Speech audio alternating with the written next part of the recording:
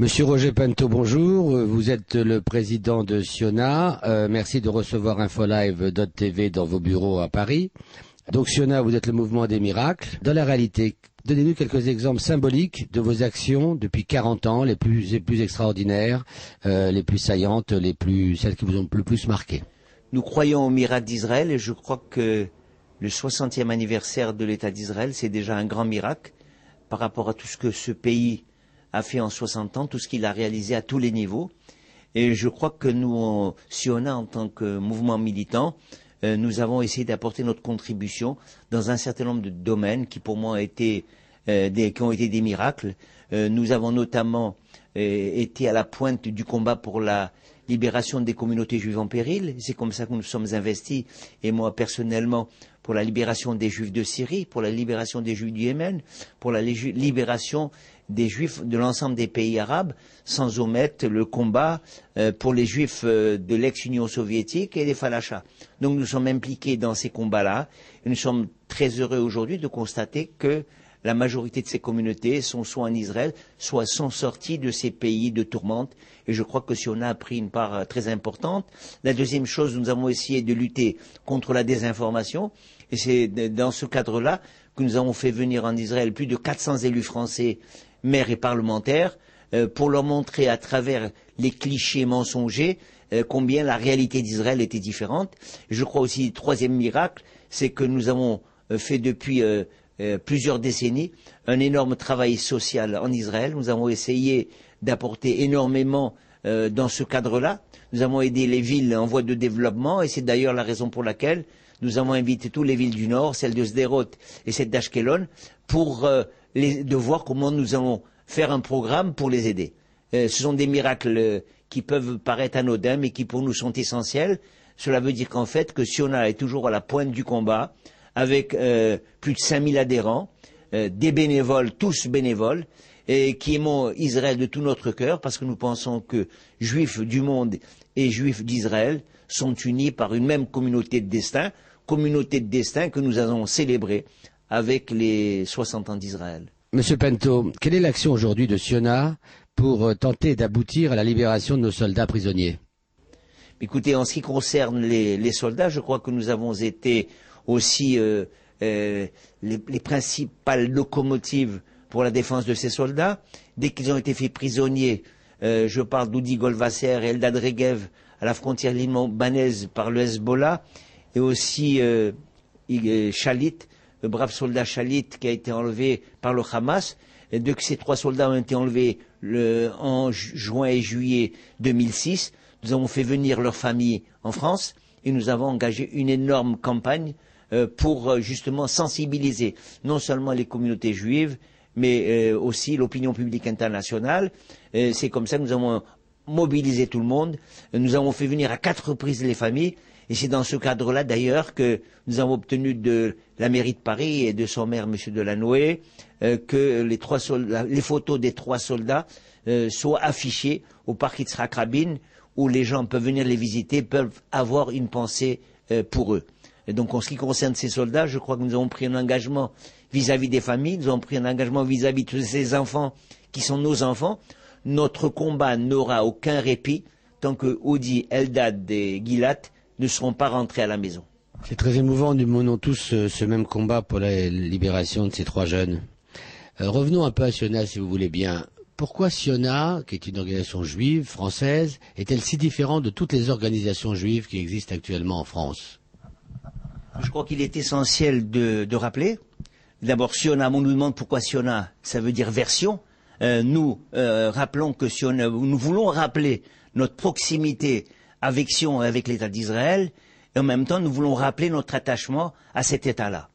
Alors, c'est vrai que notre action, nous sommes un mouvement politique. Ça ne veut pas dire que nous ne faisons pas de la politique, mais ça veut dire que nous nous situons ni à droite ni à gauche. Nous sommes, je crois d'une façon, depuis le début, inconditionnels du peuple et de l'État d'Israël. Nous n'avons jamais dit que nous étions inconditionnels du gouvernement d'Israël, mais nous sommes inconditionnels du peuple et de l'État d'Israël, ce qui justifie toutes les actions que nous faisons et qui nous semblent correspondre à l'intérêt du peuple juif dans son ensemble et bien entendu du peuple d'Israël. Écoutez, c'est également là très surprenant parce que j'ai l'impression d'écouter le président d'InfoLive. C'est exactement le positionnement de notre chaîne que vous connaissez si bien. Bon, revenons un peu à l'actualité. Parlez-nous et donnez-nous, s'il vous plaît, quelques scoops sur la grande soirée de gala que vous organisez le 6 avril au Palais des Sports de Créteil. Qu'est-ce qui va se passer? Combien de personnes attendez-vous? Et vraiment, invitez tous ceux qui vont nous voir à venir participer à cette fête. Bien sûr, alors c'est un dîner qui aura lieu au Palais des Sports de Créteil. Alors on dit pourquoi effectivement au Palais des Sports de Créteil? Tout simplement parce que nous allons recevoir environ 1200 à 1300 personnes. C'est un grand dîner et donc c'était une salle qui était tout adaptée au nombre de personnes que nous voulions recevoir. Nous voulons organiser justement cette soirée pour que ça soit une grande fête, la grande fête de l'État d'Israël, mais aussi, je crois, la grande fête du peuple juif, parce que juifs du monde et juifs d'Israël sont absolument réunis à cette occasion. Et nous voulons donc ce soir-là, d'une part, fêter l'événement, fêter ce que représente Israël et le combat qu'il a mené pendant 60 ans, mais ce qui est important aussi, c'est que ce soir-là, il y aura un programme artistique, mais nous voulons aussi diriger cette soirée vers la solidarité, vers les villes qui ont souffert et qui continuent de souffrir, à savoir en juillet 2006, nous avons fait en signe de solidarité pendant la guerre du Liban, nous étions aux côtés de toutes les villes du Nord, et donc à cette occasion nous y avons pris un engagement en leur disant nous serons à vos côtés et vous pouvez compter sur nous. C'est la raison pour laquelle déjà dans un premier, nous avons invité les 5 maires des villes du Nord que nous avions visitées et qui seront là le 6 avril, à savoir le maire de Nahariya, le maire d'Akko, le maire de Kriyat Shmona, le maire de Hedera et le maire de Kriyat Yam, 5 villes réunies qui ont reçu des centaines de Katyusha seulement pendant le juillet 2006. Et donc, on leur dit, nous avons pris des engagements avec vous, nous sommes à vos côtés et nous voulons leur transmettre un message. Une deuxième chose aussi, il y a des villes, malheureusement, qui souffrent et cette souffrance est d'actualité, c'est Ashkelon et Sderot. Nous avons invité une délégation de la municipalité d'Ashkelon qui sera à nos côtés. Et également, nous avons invité, je crois que c'était symbolique, un groupe de jeunes qui vont passer une semaine à Paris de Sderot. Et donc nous aurons au cours de cette soirée, un élément festif, un élément de solidarité pour les 60 ans d'Israël avec la présence des 5 maires de villes du Nord, les 2 maires des villes du Sud. Et bien entendu, je rajoute qu'il y a aussi le ministre des Affaires sociales d'Israël, M. Yitzhak Herzog, et l'indispensable nécessité de leur manifester une solidarité qui n'est pas seulement une solidarité verbale, puisque ce soir-là, tout le bénéfice de la soirée va être au profit de ces villes-là.